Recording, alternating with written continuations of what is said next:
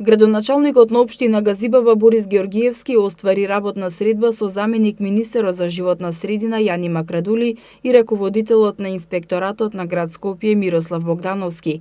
На средбата се разговарало за загадувањето во Газибаба, како и за тоа дека веќе се лоцирани критичните точки кои се директни загадувачи на воздухот. Како што информираат од општина Газибаба, на средбата е договорено во следниот период да се врши засилен надзор на критичните точки, а инспекцијските служби заеднички да ги употребат сите законски можности за утврдување на причините за загадувањето и нивно санкционирање. Засилени заеднички контроли ќе имаат и комуналните редари со цел да спречат формирање на депонии, како и палење на истите.